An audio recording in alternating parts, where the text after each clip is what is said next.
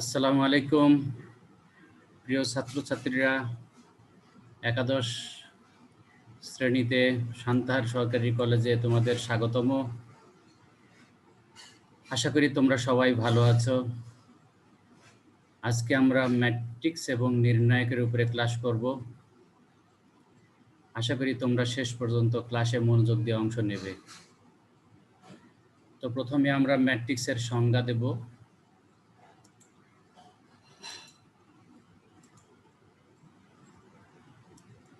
দেখো, ম্যাট্রিক্স কি? বিজ্ঞান ও গণিতের বিভিন্ন তথ্য সারি এবং কলাম বরাবর সাজালে যে আয়তাকার বা বর্গাকার বিন্যাস পাওয়া যায় তাকে ম্যাট্রিক্স বলে। অর্থাৎ কতগুলো সংখ্যাকে যদি আমরা সারি এবং কলাম আকারে সাজাই, সেটা সংখ্যা হতে পারে অথবা তথ্য হতে পারে, তাহলে কতগুলো তথ্য বা সংখ্যাকে যদি আমরা সারি এবং কলাম আকারে বর্গাকারে সাজাই অথবা আয়তাকারে সাজাই, সাজিয়ে যদি থার্ড ব্র্যাকেট দিয়ে ঘিরে দেই, তাহলেই সেটা হয়ে যাবে ম্যাট্রিক্স। তো যেমন দেখো, এখানে আমরা দেখো এখানে এ বি সি ডি চারটা ম্যাট্রিক্স আমি এখানে লিখেছি। এটা একটা ম্যাট্রিক্স। দেখো, এইটা থার্ড ব্র্যাকেট দিয়ে ঘিরে দেওয়া হয়েছে কতগুলো সংখ্যা। বি একটা ম্যাট্রিক্স, সি একটা ম্যাট্রিক্স, ডি একটা ম্যাট্রিক্স। তো ম্যাট্রিক্সের এই ডি ম্যাট্রিক্সের দিকে তাকাও। এগুলো হলো সারি, 1 2 3 4 5 6 একটা সারি, 7 8 9 একটা সারি। তাহলে সারি, আর এগুলো হচ্ছে কলাম, যে 1 4 7 2 5 8 3 6 9। তাহলে কতকগুলো সংখ্যাকে যদি আমরা সারি এবং কলামে লিপিবদ্ধ করে থার্ড ব্র্যাকেট দিয়ে ঘিরে দেই, তাহলে সেটা ম্যাট্রিক্স হবে। তো এখানে আমরা চারটা ম্যাট্রিক্স লিখেছি, এ বি সি ডি। এখানে সারি আছে, কলামও আছে, এটা কলাম। এখানে আছে হলো তোমার একটা সারি, কিন্তু কলাম আছে তিনটা, 1 2 3। ঠিক আছে। আবার এখানে দেখো, এখানে কলাম একটা কিন্তু সারি আছে তিনটা। এটাতে 1 নম্বর সারিতে শুধু 1 আছে, 2 নম্বর সারিতে 2, 3 নম্বর সারিতে 3 আছে। আচ্ছা, সি ম্যাট্রিক্সটা দেখো, এখানে সারি আছে একটা, দুইটা, আর কলাম আছে 1 2 3। তাহলে এটাকে বলা হবে 2/3 ম্যাট্রিক্স, 2 ইন্টু 3 ম্যাট্রিক্স, 2/3 ম্যাট্রিক্স। আর এটা হলো 3/3 ম্যাট্রিক্স। তাহলে এই যে এখানে শুধু একটা সারি, এখানে শুধু একটা কলাম, এটাতে দুইটা সারি তিনটা কলাম, এটাতে তিনটা সারি তিনটা কলাম আছে। আচ্ছা, তাহলে এগুলো ম্যাট্রিক্স। তাহলে আমরা বুঝলাম ম্যাট্রিক্স কি। ম্যাট্রিক্স হচ্ছে কতগুলো সংখ্যাকে যদি আমরা সারি বা কলাম আকারে লিখি, তাহলে সেই সংখ্যাগুলোকে থার্ড ব্র্যাকেট দিয়ে ঘিরে দিলেই সেটা ম্যাট্রিক্স হবে। এখন ম্যাট্রিক্সের ব্যবহার কি আছে? ম্যাট্রিক্সের ব্যবহারে আমরা গণিতের সমীকরণ জোটের সমাধান তোমরা এসএসসিতে করেছো। নির্ণায়কের মাধ্যমে সমস্যার সমাধান করেছো। তো নির্ণায়ক ম্যাট্রিক্স থেকেই কিন্তু নির্ণায়ক আসে। আবার শুধু ম্যাট্রিক্সের সাহায্যেও কিন্তু আমরা সমীকরণ জোটের সমাধান করতে পারি। আচ্ছা, তাহলে 2 নম্বর ব্যবহার হচ্ছে পরিসংখ্যানের সম্ভাবনা তত্ত্বে আমরা ম্যাট্রিক্স ব্যবহার করি। 3 নম্বর হচ্ছে উচ্চতর অর্থনীতিতে আমরা ম্যাট্রিক্স ব্যবহার করি। তারপরে ব্যবসায়িক গণিতে আয় ব্যয় হিসাবের জন্য, তারপরে শেয়ারের ক্রয় বিক্রয়ের হিসাবের জন্য, তথ্য সংরক্ষণের জন্য ম্যাট্রিক্স আকারে আমরা নির্ণয় করি। আমরা অনেক সময় দেখো যে টেবিল আকারে কিছু লিখি, ওই টেবিল আকারে লিখলে সংখ্যাগুলো যদি আমরা তথ্যগুলো যদি লিখি, সেগুলোই ম্যাট্রিক্স হয়ে যাবে। তাহলে আমরা ম্যাট্রিক্সের ব্যবহার দেখলাম। এবার আমরা ম্যাট্রিক্সের প্রকারভেদ পড়ব। ম্যাট্রিক্স কত প্রকার? তো দেখো, প্রথমে সারি ম্যাট্রিক্স। ম্যাট্রিক্সের প্রকারভেদ অনেক প্রকার আছে। হ্যাঁ, আমাদের উচ্চ মাধ্যমিক শ্রেণীতে পড়ানোর জন্য যা প্রয়োজন আমরা সেই প্রকারগুলোই বলবো। এছাড়া আরো অনেক প্রকার আমরা আছে, সেগুলোতে আমরা অত আমরা আলোচনা করব না। যেহেতু আমাদের সিলেবাসে যা আছে সেটাই আমরা বেশি আলোচনা করব। দেখো, সারি ম্যাট্রিক্স মানে হলো কোনো ম্যাট্রিক্সের যদি একটা সারি থাকে তাকে সারি ম্যাট্রিক্স বলে। তো দেখো, এখানে এ একটা ম্যাট্রিক্স, এর সারি হচ্ছে একটা কিন্তু কলাম দুইটা। বি একটা ম্যাট্রিক্স, এর সারি হচ্ছে একটা কিন্তু কলাম হচ্ছে তিনটা। তাহলে কি দাঁড়ালো? কোনো ম্যাট্রিক্সের যদি একটা সারি থাকে তাহলে সেই ম্যাট্রিক্সকে সারি ম্যাট্রিক্স বলা হবে। আচ্ছা, এবার আমরা দেখো কলাম ম্যাট্রিক্স। দেখো, কলাম ম্যাট্রিক্স কোনো ম্যাট্রিক্সের একইভাবে সারি ম্যাট্রিক্স যেরকম কলাম ম্যাট্রিক্সও সেরকম। কোনো ম্যাট্রিক্সের যদি একটা কলাম থাকে তাহলে সেই ম্যাট্রিক্সকে বলা হবে কলাম ম্যাট্রিক্স। দেখো, এই যে এ একটা ম্যাট্রিক্স, বি একটা ম্যাট্রিক্স। এই ম্যাট্রিক্সের দেখো কলাম একটা কিন্তু সারি কিন্তু দুটো আছে। বি ম্যাট্রিক্সে কলাম একটা কিন্তু সারি তিনটা আছে। আচ্ছা, তাহলে ২ নম্বর কলাম ম্যাট্রিক্স গেল। এবার আমরা ৩ নম্বর বর্গ ম্যাট্রিক্স। বর্গ ম্যাট্রিক্স হচ্ছে যে ম্যাট্রিক্সের সারি এবং কলাম সংখ্যা সমান সেই ম্যাট্রিক্সকে বলা হবে বর্গ ম্যাট্রিক্স। তো এখানে দেখো দুটো ম্যাট্রিক্স আছে এ এবং বি। এ ম্যাট্রিক্সের সারি সংখ্যা ২টা, কলাম সংখ্যাও ২টা, তাহলে এই ম্যাট্রিক্সকে বলা হবে বর্গ ম্যাট্রিক্স। একইভাবে বি ম্যাট্রিক্সের সারি সংখ্যা ৩টা, কলাম সংখ্যাও ৩টা, তাহলে বি ম্যাট্রিক্সকে বলা হবে বর্গ ম্যাট্রিক্স। ইংরেজিতে বলা হয় স্কোয়ার ম্যাট্রিক্স। ঠিক আছে? তাহলে তাহলে বর্গ ম্যাট্রিক্স যেহেতু আছে তাহলে আয়তাকার ম্যাট্রিক্সও থাকার কথা। তো এরকম আয়তাকার ম্যাট্রিক্স আছে। আয়তাকার ম্যাট্রিক্সে সারি এবং কলাম সমান হয় না। তো এখানে আমি একটা ম্যাট্রিক্স লিখেছি, দেখো সারি সংখ্যা ২টা কিন্তু কলাম সংখ্যা ৩টা। তো এই ম্যাট্রিক্সকে বলা হবে হচ্ছে আয়তাকার ম্যাট্রিক্স। আচ্ছা, এরপরে দেখো ৪ নম্বর ঊর্ধ্ব ত্রিভুজাকার ম্যাট্রিক্স। তো এখানে একটা জিনিস খেয়াল রাখবা যে এই যে বর্গ ম্যাট্রিক্সটা দেখো ৩ নম্বরে দেওয়া আছে। বর্গ ম্যাট্রিক্সের এই যে সর্ববামের উপর থেকে একদম নিচ পর্যন্ত কর্ণ বরাবর, হ্যাঁ, এইটাকে বলা হয় প্রধান কর্ণ। ঠিক আছে? তাহলে তোমার বর্গ ম্যাট্রিক্সের কিন্তু কর্ণ থাকে। হ্যাঁ, বর্গ ম্যাট্রিক্সের কর্ণ থাকে। তাহলে বর্গ ম্যাট্রিক্স এখানে বলছে ঊর্ধ্ব ত্রিভুজাকার ম্যাট্রিক্স। তাহলে ঊর্ধ্ব ত্রিভুজাকার ম্যাট্রিক্স মানে হলো এই যে ম্যাট্রিক্সের এই উপরের দিকে আর কি, মানে কর্ণের উপরের কর্ণের উপরের দিকের ভুক্তিগুলো, এগুলোকে ভুক্তি বলা হয় কিন্তু 1, 2, 3, 0, 4, 5 এগুলো কিন্তু এক একটা ভুক্তি। এই ভুক্তিগুলো যদি নন জিরো হয়, মানে শূন্য না হয়, আর এগুলো ছাড়া যদি অন্যগুলো জিরো হয়, তাহলে সেই ম্যাট্রিক্সকে বলা হবে ঊর্ধ্ব ত্রিভুজাকার ম্যাট্রিক্স। তাহলে এটা দেখো উপরের দিকে ত্রিভুজের মতন হচ্ছে না, এটা একটা ট্রায়াঙ্গল হয়ে গেছে। দেখো, ঊর্ধ্ব ত্রিভুজাকার ম্যাট্রিক্স। একইভাবে নিম্ন ত্রিভুজাকার ম্যাট্রিক্স আছে, মানে প্রধান কর্ণ সহ এর নিচের ভুক্তিগুলো যদি নন জিরো হয় তাহলে সেটাকে নিম্ন ত্রিভুজাকার ম্যাট্রিক্স বলে। তাহলে আমরা এই পর্যন্ত 5টা পেলাম, আরো আছে। দেখো ৬ নম্বর হচ্ছে কর্ণ ম্যাট্রিক্স। যে বর্গ ম্যাট্রিক্সের যে কর্ণের ভুক্তিগুলো ছাড়া সব শূন্য, হ্যাঁ, কর্ণের ভুক্তিগুলো ছাড়া সব শূন্য, সব অন্যান্য ভুক্তিগুলো শূন্য, সেই বর্গ ম্যাট্রিক্সকে বলা হবে কর্ণ ম্যাট্রিক্স। মানে এর খালি কর্ণের ভুক্তিগুলো কি শূন্য না, সংখ্যা। ঠিক আছে? তাহলে এটাকে কর্ণ ম্যাট্রিক্স বলা হবে। খুব সহজ একটা বিষয় এটা, কর্ণ ম্যাট্রিক্স। এরপরে দেখো স্কেলার ম্যাট্রিক্স। স্কেলার ম্যাট্রিক্স আর কর্ণ ম্যাট্রিক্স এর কাছাকাছি। স্কেলার কর্ণ ম্যাট্রিক্সের কর্ণের উপাদানগুলো দেখো আলাদা আলাদা, কিন্তু স্কেলার ম্যাট্রিক্সের কর্ণের ভুক্তিগুলো দেখো সব সমান। তাহলে কি দাঁড়ালো? তাহলে যে কর্ণ ম্যাট্রিক্সের কর্ণের ভুক্তিগুলো সবাই সমান, একই সংখ্যা, তাহলে সেই কর্ণ ম্যাট্রিক্সকে বলা হবে স্কেলার ম্যাট্রিক্স। তাহলে কর্ণ ম্যাট্রিক্স, স্কেলার ম্যাট্রিক্স। এবার দেখো একক বা অভেদক ম্যাট্রিক্স। তাহলে অভেদক ম্যাট্রিক্স, তাহলে অভেদক ম্যাট্রিক্সও একটা কিন্তু কর্ণ ম্যাট্রিক্স। হ্যাঁ, এখানে যে স্কেলার ম্যাট্রিক্সের দেখো এই যে এটা স্কেলার ম্যাট্রিক্সের কর্ণের ভুক্তিগুলো সমান, তো এখানেও কিন্তু অভেদকেরও কর্ণের ভুক্তিগুলো সমান, কিন্তু সবকটাই একের সমান। তাহলে যে কর্ণ ম্যাট্রিক্সের কর্ণের ভুক্তিগুলো একের সমান, সেই কর্ণ ম্যাট্রিক্সকেই বলা হবে একক ম্যাট্রিক্স বা অভেদক ম্যাট্রিক্স। ইংরেজিতে বলা হয় আইডেন্টিটি ম্যাট্রিক্স। তো দেখো এটা 3টা সারি 3টা কলাম, এর প্রধান কর্ণের ভুক্তিগুলো সবাই এক। তো এটাকে I3 দিয়ে লেখা হয়, শুধু I দিয়েও লেখা যেতে পারে, তবে যেহেতু 3টা সারি 3টা কলাম সেজন্য I3 দিয়ে লেখা হয়।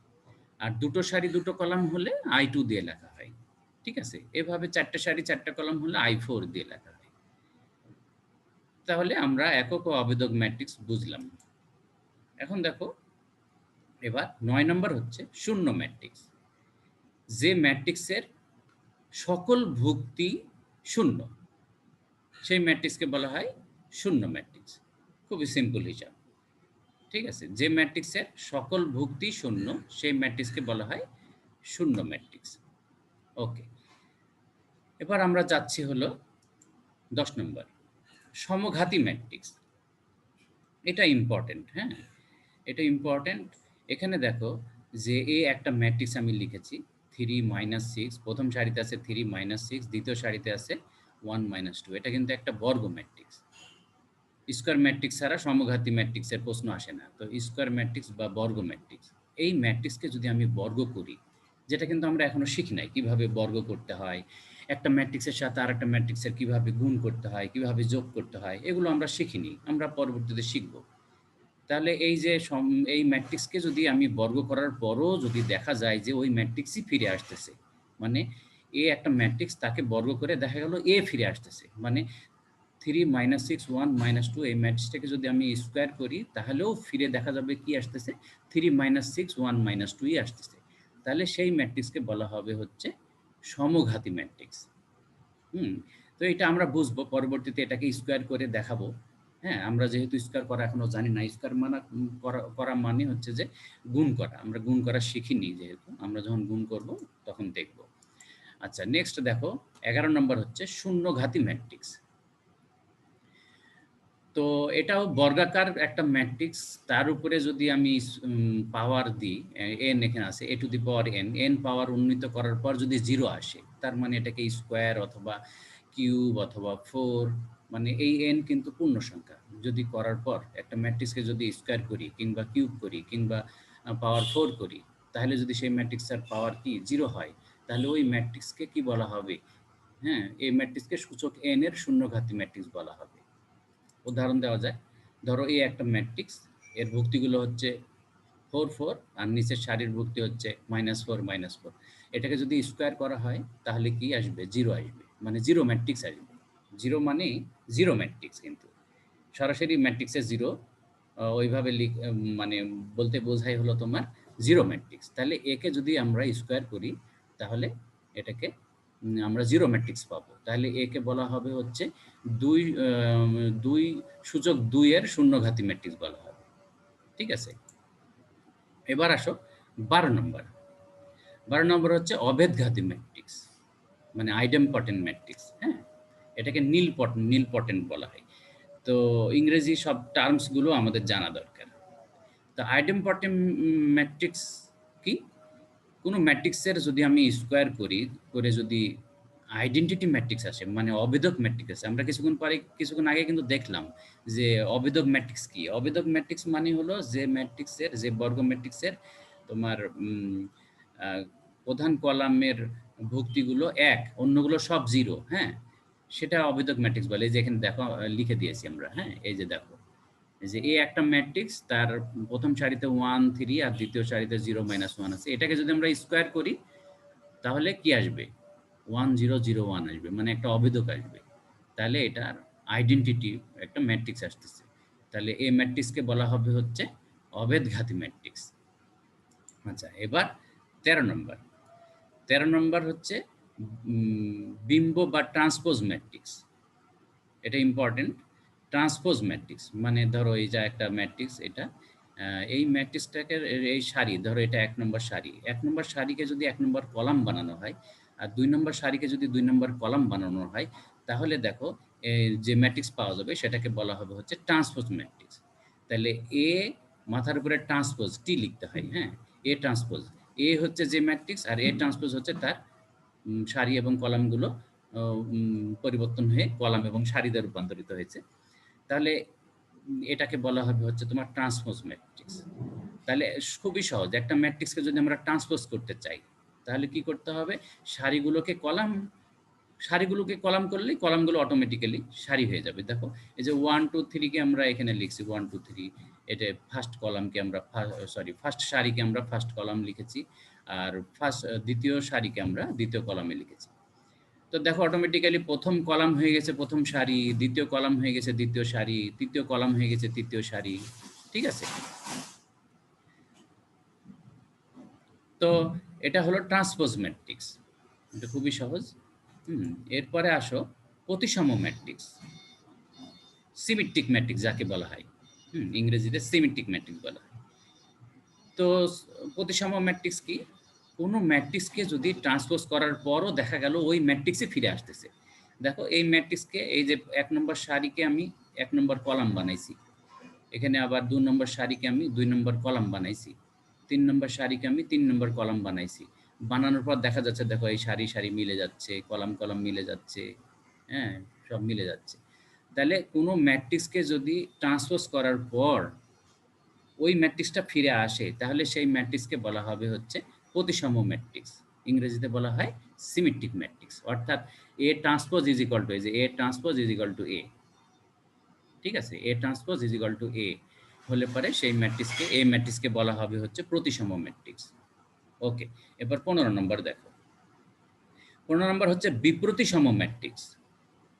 মানে বিপ্রতিসম ম্যাট্রিক্স মানে হলো একটা ম্যাট্রিক্সকে যদি আমি ট্রান্সপোজ করার পর যদি মাইনাস দিয়ে গুণ করি তাহলে যদি পূর্বের ম্যাট্রিক্সটা ফিরে আসে তাহলে তাকে বিপরীতসম ম্যাট্রিক্স বলে, ইংরেজিতে বলা হয় স্কিউ সিমেট্রিক ম্যাট্রিক্স। তাহলে এটা তো ট্রান্সপোজ করার পর সরাসরি ম্যাট্রিক্সটা ফিরে আসলো, কিন্তু স্কিউ সিমেট্রিক ম্যাট্রিক্সে কি হবে, একটা মাইনাস দিয়ে অতিরিক্ত মাইনাস দিয়ে গুণ করা লাগবে।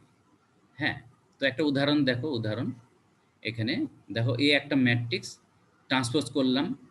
হ্যাঁ, এখানে 0 মাইনাস, দেখো ট্রান্সপোজ কিভাবে করলাম, প্রথম সারিকে প্রথম কলাম বানালাম, দ্বিতীয় সারিকে দ্বিতীয় কলাম বানালাম, তৃতীয় সারিকে তৃতীয় কলাম বানালাম। তাহলে কি সমান হলো? এটার সাথে এটা তো মিলল না, কারণ এখানে 0 3 4 আছে, আর এখানে 0 -3 -4 আছে। হ্যাঁ, আর এখানে দ্বিতীয় সারিটা কি আছে, -3 0 7, আর এখানে আছে 3 0 -7। এখন আমি যদি এটাকে মাইনাস দিয়ে গুণ করি, মাইনাস দিয়ে গুণ করলে দেখো গুণ কিন্তু চলে আসছে অলরেডি, আমরা কিন্তু গুণ শিখি নাই। এটাকে গুণ করলে দেখো সবাইকে কিন্তু মাইনাস দিয়ে গুণ করতে হবে। গুণ করলে কোনো সংখ্যা দিয়ে গুণ করলে, মানে -1 দিয়ে যদি গুণ করি তাহলে প্রত্যেকটা ভুক্তিকেই -1 দিয়ে গুণ করতে হবে। গুণ করার পর দেখো 0 কে -1 দিয়ে গুণ করলে 0, -3 কে -1 দিয়ে গুণ করলে 3, -4 কে এখানে একটু আমার টাইপিং মিস্টেক হয়েছে, -4 কে -1 দিয়ে গুণ করলে -4 +4 হবে। হ্যাঁ, 3 কে আমরা যদি -1 দিয়ে গুণ করি -3 হবে। 0 কে যদি আমরা 1 দিয়ে গুণ করি 0 হবে। -7 কে যদি আমরা -1 দিয়ে গুণ করি 7 হবে। ঠিক আছে না? তাহলে এইটা টাইপিং মিস্টেক হয়েছে। এই জায়গাতে -4 কে -1 দিয়ে গুণ করলে 4 হবে। আমি 7 টাইপ করে ফেলেছি। ঠিক আছে? তো এটাকে সংশোধন করে দিই আমরা। দেখো সংশোধন করতেছি।